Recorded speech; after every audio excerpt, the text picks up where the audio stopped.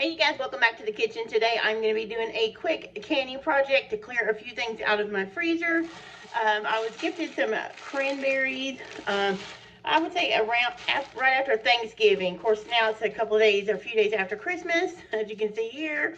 I've already switched my tree to Valentine's. Actually, it's not a few days. It's January the 2nd. But I'm going to try and clear these cranberries out. This is my Valentine's tree. You can't see it, but it's a tradition of ours. So I have some cranberries in the freezer that I'm going to replenish our cranberry sauce. So we will have it in the pantry for when we need it the next time, since we don't have any right now anymore. So join me in the kitchen today. And if you're new here, my name is Carrie. Thanks for coming by my table of three.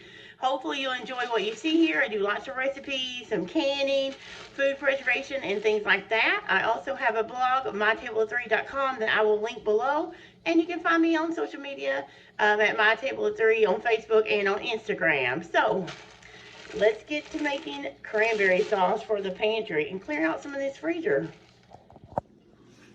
Okay, here is a really quick look at what I'm going to use to make the cranberry sauce. Here is a bag. I'll show you. And these are frozen. Someone gave me, what was it? 4 or 6, I believe. 6 bags of cranberries a while back.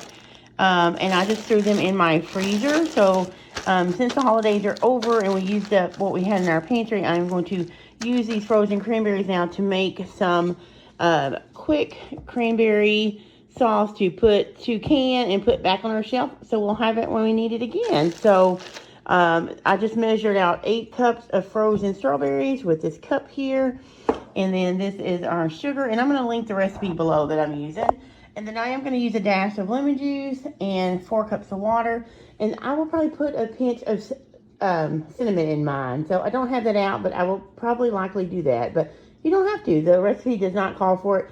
I believe the recipe calls for orange zest, but I don't have any oranges, so I'm just going to use a splash of lemon, and I'm going to just basically combine all this. So put in our sugar and our water. Let's see if I can open this lemon juice with one hand. And just about a tablespoon of my favorite lemon juice here from Azure. So now I am just going to heat this up and get this on the stove and let it simmer and boil down till it starts to thicken and these cranberries start to burst. And I'll come back and show you more about that in a little bit. In the meantime, I'm going to get my jars ready and get my water, get them heated up and sterilized. Okay, so I have my cranberries. The heat is reduced. They are starting to pop. And they're going to simmer a little bit here until they start to thicken. I have my pint jars and this water can, this small pot with water. So I'm going to bring them to heat, or heat them up and bring them up to heat. Oh, I can't talk. Bring them up to warm, because you want to use hot sauce in hot jars. You don't ever want to use hot sauce in cold jars, vice versa. You know, if you start with cold jars, start with the cold product. But today, since we're going to have hot cranberry sauce, I need hot jars. And as you can see, we are using 4-jar lids. They are my go-to. If you've watched my other canning videos, you know I've been using them a couple of years now. Love them. I have a link in my description below where you can buy or order some of those if you're interested, and you'll get 10% off using my code, mytable10, and it's linked below their website. So I do have my jar lids in some boiling water. I have my jar grabber, my funnel, of course, and my ring. So I'm going to let this boil a little bit more until it starts to reduce and thicken some, and let that go. Okay, one thing I wanted to say is I kind of did that reverse. So if you follow the recipe that you see linked below, it will tell you to put your water and your sugar together, bring that to a boil it for a hard boil for 5 minutes, then add in your cranberries, and then reduce the heat and boil and simmer until they start to burst, and then simmer until it thickens. I didn't do that because it's been a year since I made it, and my mind wasn't thinking, but that's okay. We're going to go with it. So follow the recipe, do what it says, you'll be fine. I'm sure this will be fine too. I just want to let you know my little blip, but everything else is going to perfection so far. So as soon as we get ready to ladle it into the jars, I'll bring you back and show you how to do that. Oh, one thing I forgot to show you over here is you'll need some paper towels, and some vinegar to wipe the stickiness off your lids so that your lids that we are soaking will actually have a good seal and not be too sticky to fail on you. So there we go. I'll be back shortly and show you how I do that. Alright guys, so the cranberry sauce, hopefully you can see it's getting kind of dark over here, but anyway, the cranberry sauce is ready. I have one already in the jar here. I'm going to go ahead and put it back in my hot water so it doesn't cool off, and I'm going to show you how I did that. Okay, so I just got my pint jars, and they are hot. Remember, right out of the water, because you want hot cranberry sauce going into hot jars. And I may only get 3 jars. Whoa, that's hot. Because I'm doing a small batch. I also am doing pints. The recipe says it will make 8 half pints. So you want to fill these until they are 1/4 of an inch thick, which you can measure, but I know for me it's that band. And it's just going to make 3, which is going to be perfect because that's about what we use in a year. So let me go ahead and make sure I get all this in there. Up to the 1/4 inch part. Okay, now I'm going to set this over here in the sink. Okay, so you can see how it makes a mess. And that one's not quite to the 1/4 of an inch, but you can see this one is. So then I take my napkin, and you don't want to use the side that has, hopefully I'm not too dark, you guys. You don't want to use the same side that has cranberry already on it. So use a clean side, dip it in some vinegar, and just wipe the top. Oh, it's hot. Just wipe the top down. Then we have our 4-jar lids that I had in the hot water. Then we're going to put our ring on. This is a ring if you're new to canning. Put it on. You just want to do it fingertip tight. Oh, I keep remembering how hot it is. You don't want it to get it over tight or the air will not be able to escape.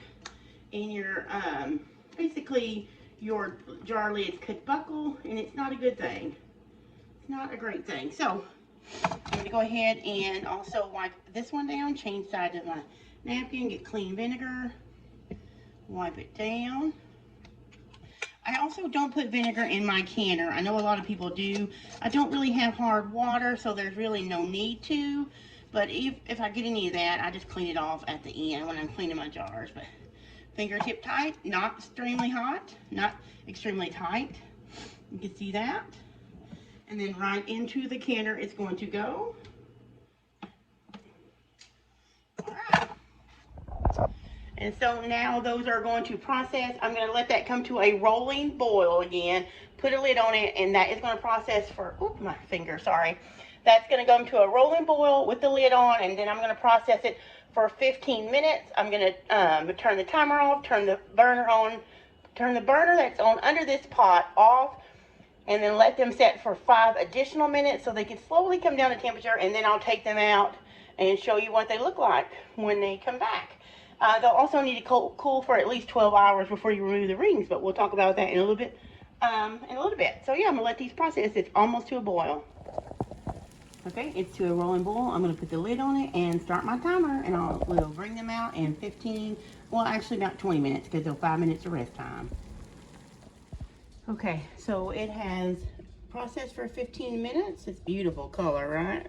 And then I let it set for 5 minutes, and I started, and these were completely covered by about 2 inches, but I'm taking some of the water off now, and as I lift this up, it goes down. Just look at that, though. It is so pretty. And I did whole berries. You could definitely strain the berries to get a jelly, if you'd like. But these just turned out beautiful. They are going to sit on my counter here untouched for at least 12 hours, and then I will take the rings off, test the seals, and of course I'll be listening for the little pings from my 4-jar lids. I've only had 1 failure, actually 2, and it was both on apple pie filling. So honestly, it was my mistake because apple pie filling and I have a love-hate relationship. It's one of my favorite things to put in my pantry, but it's also one of the trickiest things to can because it will siphon out, and that's why I had to not seal, is because I fill my jars too full and the pie filling come out and cause seal failure, which is common if you don't wipe your jars or if you overfill. So These are gonna cool. I'll bring you back in a little bit to close out the video. It probably won't wait 12 hours because what you see is how they're gonna look when they're done.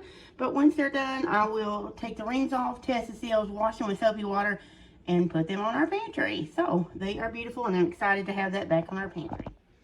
And that is it, guys. That is my 3 jars of cranberry sauce that I have canned to put back in our pantry for this next year. We are a small family of 3. We do eat lower sugar, so we don't eat a ton of things like that, but I do like to have it on the pantry for holidays, and if we have guests over, if I want to do like for Easter or Pascha, if I want to do dressing, I would have some cranberry sauce for guests. But 3 is wonderful for us. It took cranberries out of my freezer, which helped clear up some space in there. And now it is shelf stable and ready for us when we need it. So several years it will last on the pantry shelf, so we are good to go. And you guys, I'm sorry about the lighting earlier, but as you can see, I am just a humble mom. I'm not a professional. This is not a fancy kitchen. This is my humble home. Oh, I heard a pop. Yay. And I like sharing the things I do for my family to help us save money, to preserve food for us.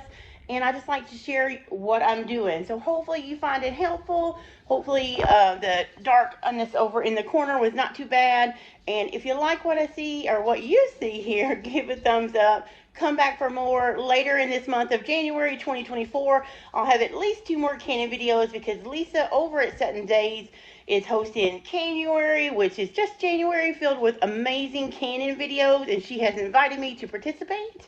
So check out my first video on January the 14th and then on the 25th. But in the meantime, you can go over to Lisa's channel. I'll put a link to it below and check out her playlist for everybody that's going to be uploading until then. So if you're new here, I want to tell you I appreciate you coming by and subscribing. If you haven't, please consider. It's free. I'd love to have you come along with me for my kitchen shenanigans. And until the next video, friends, I will see you later.